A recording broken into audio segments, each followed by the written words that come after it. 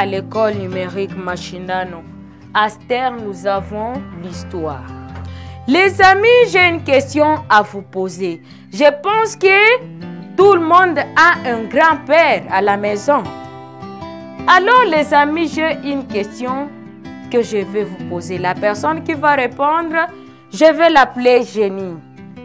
Est-ce que les amis, les hommes d'autrefois, est-ce que nos grands-pères avaient la notion sur la montre?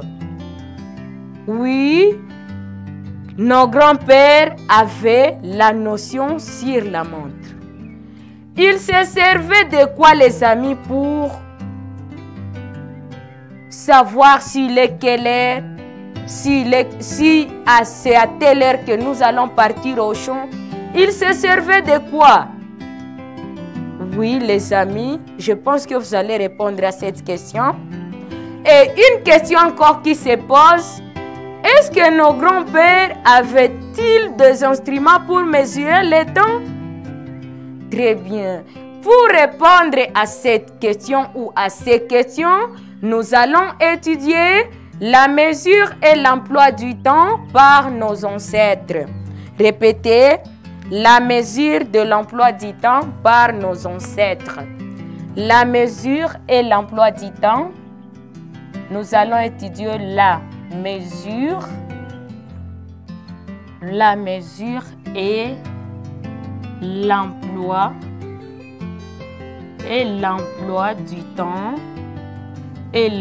du temps par nos ancêtres.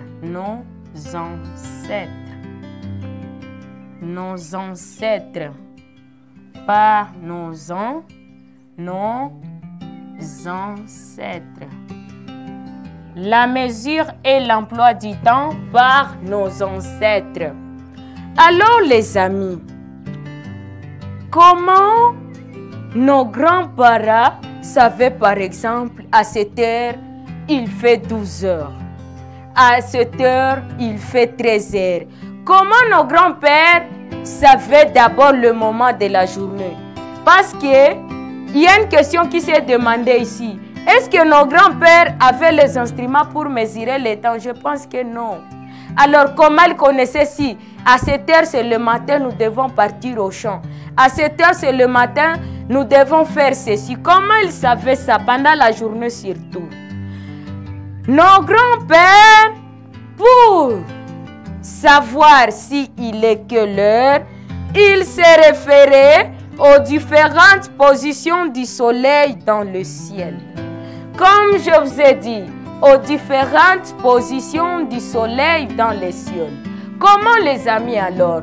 Lorsque par exemple il fait matin, nous allons constater que le soleil se lève où? À l'est.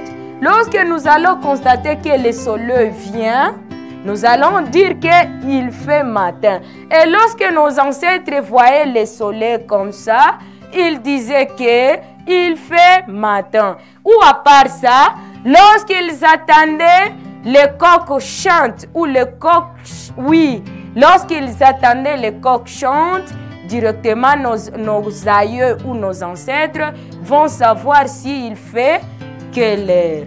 N'est-ce pas ça les amis? Très bien les amis.